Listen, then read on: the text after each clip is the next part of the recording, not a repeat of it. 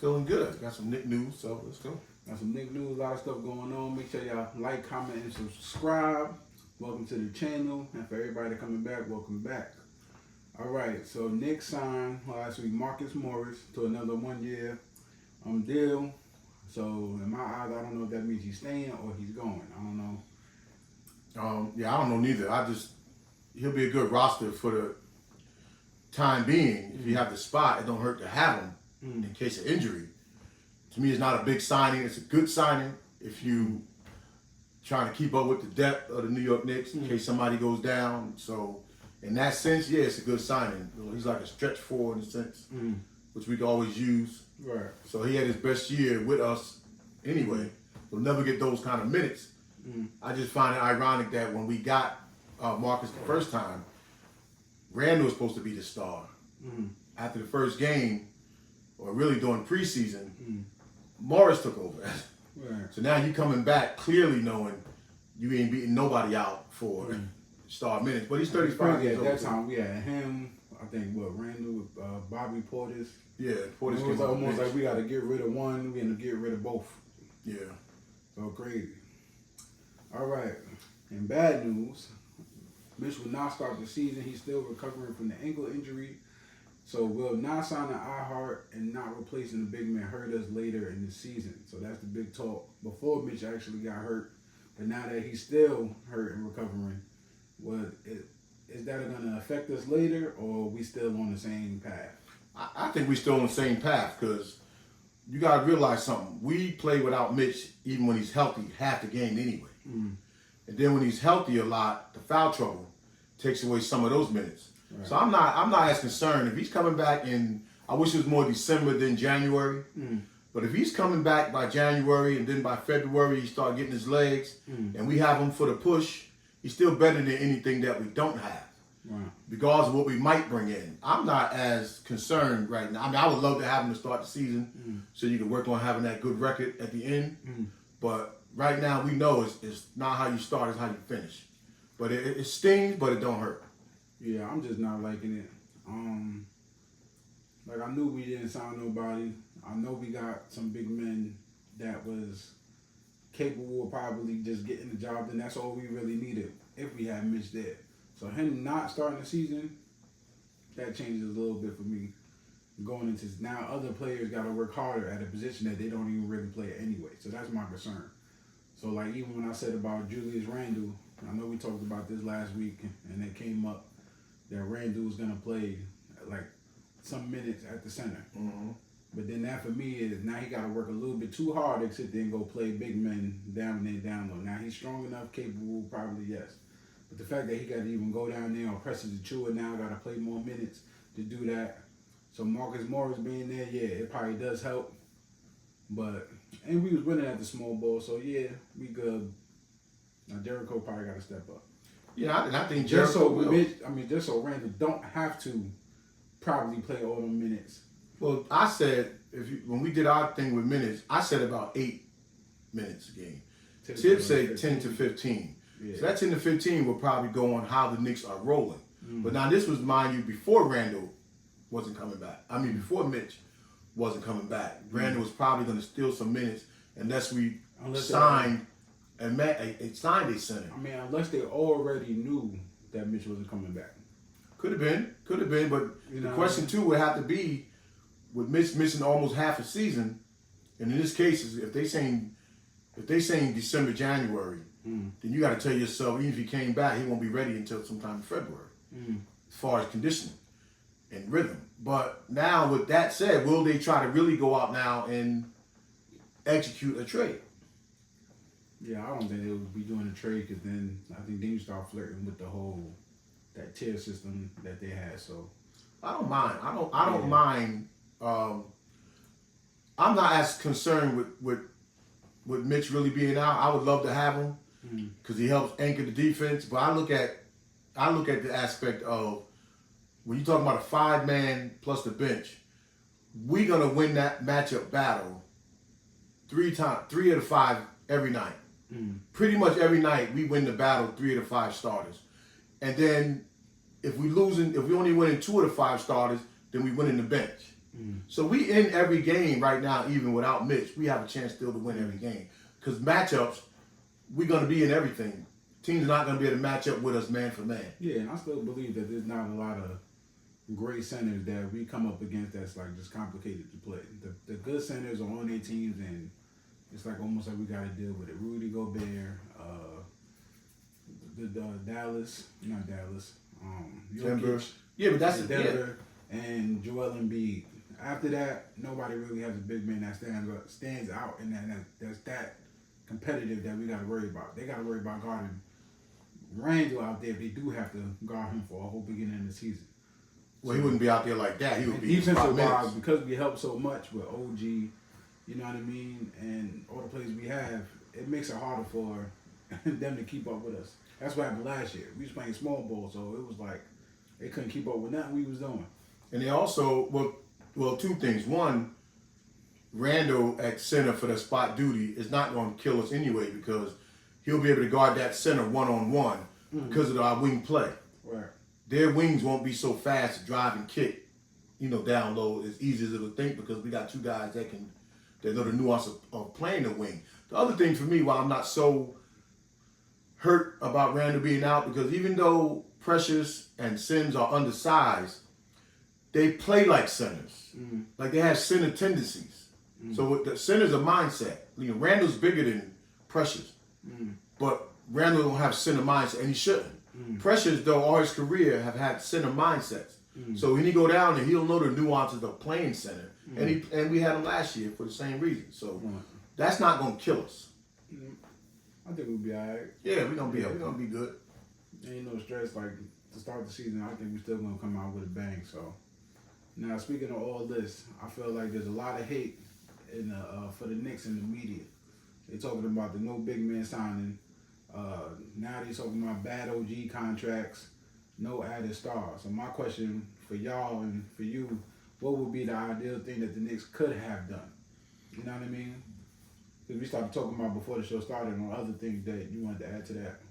I don't know what they could have. Honestly, getting first OG's contract is not a bad contract because the way the market is set, we don't have a guy, even with Brunson and Randall, for their play and their all-star play and all NBA making teams, they're not making the kind of money that stars are making in this league.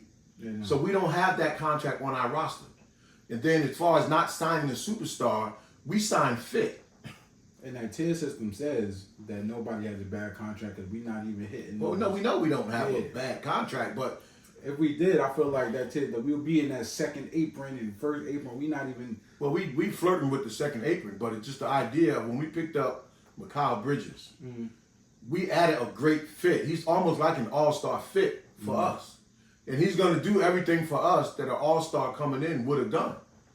The man don't really have no holes in his game. And with the adding of Mikal Bridges, remember there was the talk of, we just got a whole bunch of role players, no superstars. Remember that? Yeah, I never agree with that. Anyway. Yeah, I'm talking about that. This is what I say with the Knicks media. You brought up before the show started that Julius Randle will play better. A writer said Julius Randle will play better coming off the bench, which sounds crazy to me. Sounds insane to me. It sounds. Yeah, it's why insane.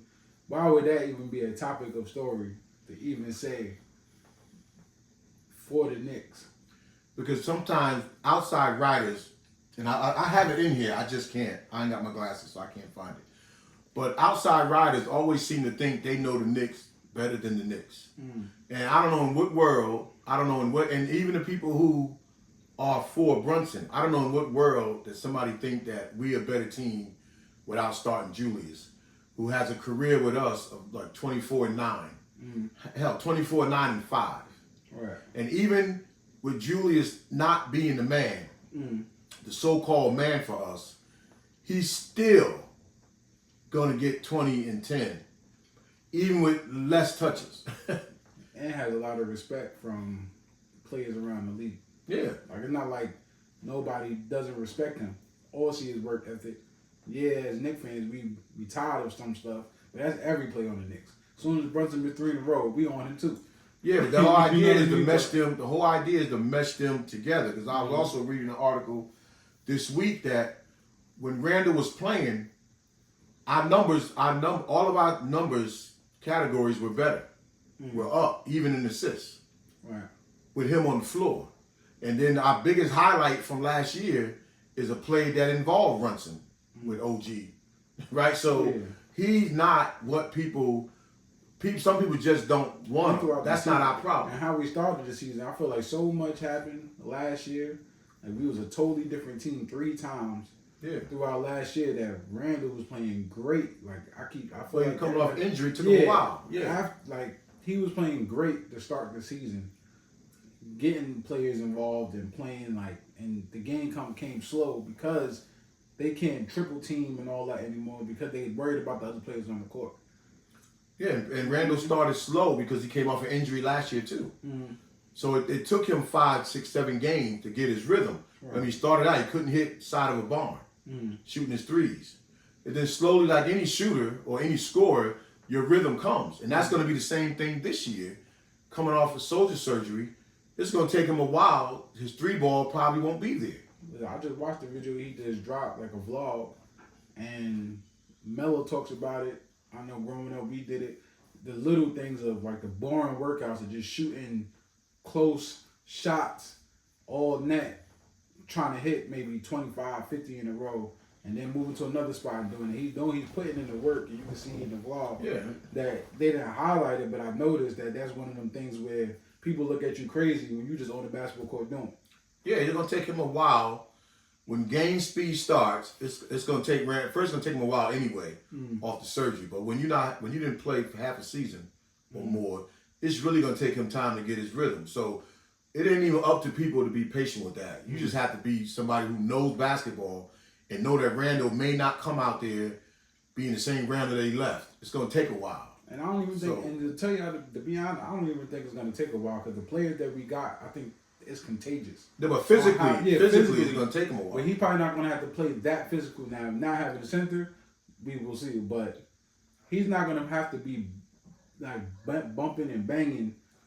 But he's still going to have basketball movements. Your basketball instincts, they don't just come like that. It should come. When you sit out, your mind wants to do it, but your body don't do it. Your body can't do it yet. Right. And that's just a regular, if you sit out all winter and you come out in the spring to go out and play on the playground, you're not moving the same right away. Right. The people that play winter ball in winter leagues, in springtime, they come outside. Now, they good. Their limbs are loose. They in rhythm. And that just takes time. So I know Randall going to have to get a grace period. Even if you start the first game knocking everything down, it's going to still take him a while to get back in basketball rhythm because he sat out a long time. Right. And we don't know how the shoulder repairs in that way. So I just know that through the long haul. So you're gonna be thinking about it. We're gonna be good. At first, you're gonna think about when you get hit. I mean, those these are things that players is talking about on these podcasts, and you know what I mean. The things that we don't think about when it comes to these games. But if you made it this far, make sure you hit the like, comment, and subscribe button. You know what I mean. Tell us what you're thinking. So back to the question: what would be the ideal things that the Knicks could have done? Here's some of the things that we always see flowing online, like trade for a superstar. So then it would have been who for who, or re-sign iHeart and run it back with the same team. So you wouldn't probably sign Mikal Bridges if we had did something like that. We don't know. Or maybe even sign a star that was a free agent like Paul George. Like to flirt with it, like what would y'all have done? Like what's one thing you probably wish they probably would have did, you wouldn't have complained? Like would it have been signing Joel Embiid? Would it have been signed? Like who would have been like? What would have been the thing that you would have said? All right, I'm they don't got to do nothing else. See, it's hard because it would have been Donovan Mitchell for the trade for Donovan Mitchell. Would it have been? For me, it wouldn't have been in the backcourt. It would have been up front because it would have had to been. You know, I'm not the greatest of fan of his, but for where the NBA is going, to me, if we would have got Cat. Then I would have. I don't care nothing about his defense because traded for him. System, the only way to get him would have been to trade for him. Who you would have traded to get? Well, we know it would have had to have been Randall. So it would have been Randall. It's a shame that it would have had to been Randall, but it also could have been Mitch and some other stuff, depending on what they was willing to take. because we have picks. I'm talking about in your idea. So what would it have been? It would have been Randall for. Well, Cat. no, my idea would have been to keep Cat and Randall. Yeah, so it's just, Yeah, so we'd have traded Mitch and what? It probably would have took Mitch, Hart, and picks. That's probably what it would have took, or Mitch, DiVincenzo, and picks. It would have took something like that. But again, I always want to keep Randall because I look at what Randall do when we play the teams with the big guys at power forward. How he's playing just as well as them, if not better, most of the time. I mean, when we're talking about the Antetokounmpos and Anthony Davises and guys like that, Randall is playing. He's playing just like them. You know, in terms of his production for us. So I'm looking at having Randall for us is a plus, and not giving him away is a move in itself. And you compare that with bringing in Mikal Bridges. I don't know no more. At the time, it was different. I probably had an ideal thing in my mind, but we damn near running it back anyway, even without Hartenstein. Yeah. Yeah, I think probably ideal for me. I think I was cool with what we had.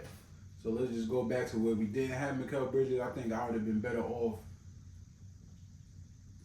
probably. No, since we got Mikal Bridges, I think we could have got the center, like any center. Like I said, it didn't have to be a great center, even if we didn't have Mitch or Ihart. But since we got Mikal, we should have got the center. That's all I really cared about. Yeah. But then we wouldn't have been having this conversation because that was the main thing off the season. That was the main thing I kept saying. If they don't get somebody to keep like that core together, preferably the center position, we'd have been good. Because Sims could have stayed on the bench for all that. And Mikal Bridges is going to be better for us this year. The way the playoffs was played, as great as Hartenstein was, Mikal is going to do us even better because he's going to be able to get shots and points that we couldn't find when Randall wasn't there and Brunson's being double teamed, and when Brunson was off. We couldn't manufacture nothing. Yeah. Like the Indiana series was just like we losing one, we winning one, or we having a great quarter, then we falling off for two and leaving it to come down to the end when we didn't have nobody to make a play. So I don't got this down. So how about if it wasn't Mikal, it was Donovan Mitchell? Would you have been fine with that? I would have been fine with that, but it's just that it wasn't. Donovan wasn't going to. We would fit. have had to trade him, or we would have. No, we would have had to trade because trade him. all the talk all along was that the Knicks was going to really try to hold on to Randall and Brunson and bring in a superstar. Yeah, I can't even remember no free agents that we probably could have stole.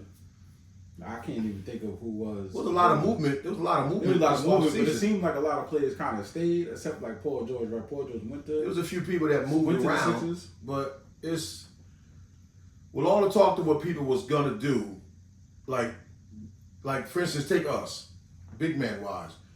We gave out these two Exhibit 9 contracts. I know last week I made a mistake and said Exhibit 10, but they were Exhibit 9 contracts, which is different.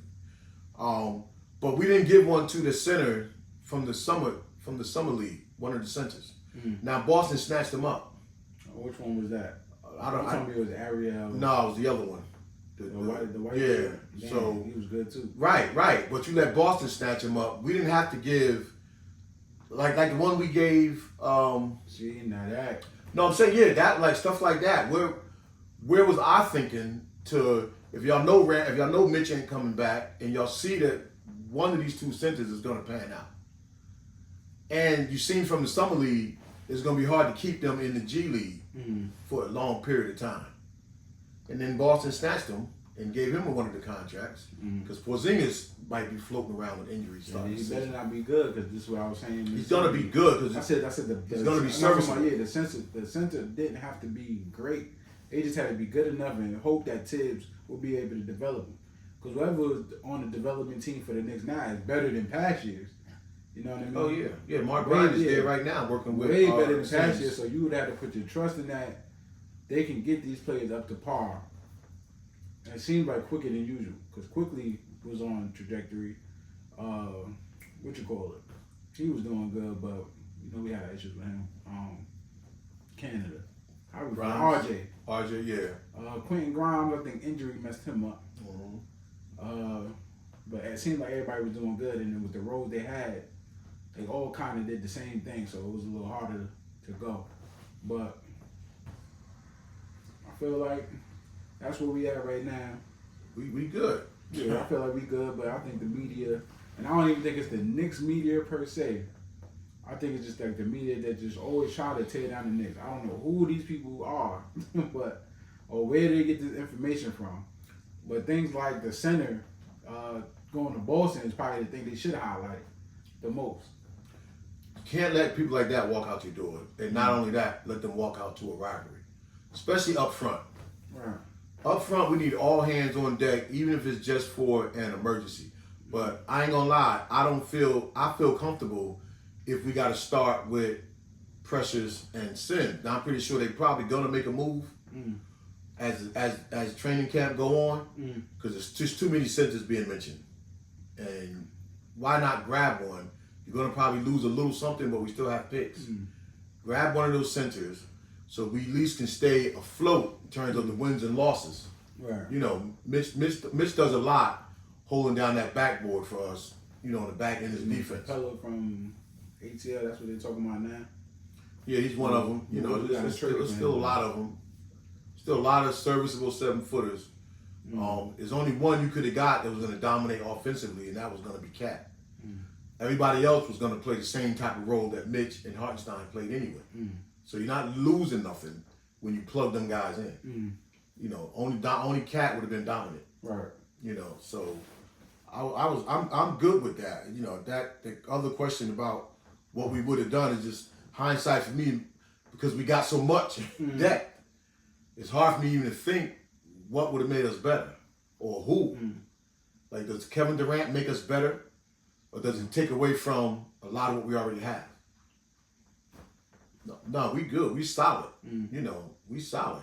But one of the questions I wanted to bring up before we wrap was, it's not even a question. It's just one of my thoughts on Julius Randle and Julius Randle with the healthy Knicks team as we go on. Why I don't believe that Boston is the team that's standing in our way to get to where we need to go at the end of the season. I believe it's Philly. And one reason is that we match up well with Boston. Everything they got, pretty much in terms of with the guys they have and the points they're going to be able to score all around the court, we have all of that too now with Mikal. And then even Mikal and OG, you know, Randall and Brunson, and then DiVincenzo. So we can put as many points up as their stars can put up, individual player. Y'all get 2, they get 30, we can get 2, they get 30. Y'all get another one, they can get 20, we got one that can get 20. Y'all got 2 they can get 15, we got 2 they can get 15. We got everybody that they got. So I don't really see that as our problem. I see Philly as our problem, for one, with a healthy Embiid, but more important than healthy Embiid is when they picked up Paul George, and now you have Maxey. Now, this is the dilemma why I think they're a problem. Philly now has inside-out game. Not only they got inside-out game, they got inside-out, and now you're adding a wing player. That's harder to guard than Boston. Boston's in the same boat as us, is having the wing players to guard. They really have a down-low player. Porzingis played out on the perimeter. So that makes it a little bit more difficult and a little bit more seasoned for Philly to be able to go inside out with Maxey and then swing it back to the weak side wing with Paul George. That's just more of a challenge for us, because we still got to keep 2 down there with Embiid so that he don't go off for 50. Right. But he's going to get 20, 30 on a bad night just because the way the shots that he take. And Boston, to me, is like, we can do what you do hands down. You know, and even chemistry. Now we have y'all chemistry. So we could be coming back with the same team, you know, pretty much the same team like y'all did. And y'all have no down low presence, same as we don't. So I just look at it, might be Philly is going to be our challenge in the East more so than Boston. Now, with that said, you're the champion until you lose. But the NBA has not had a repeat team in how long? So a winner is not guaranteed to be the champion next year.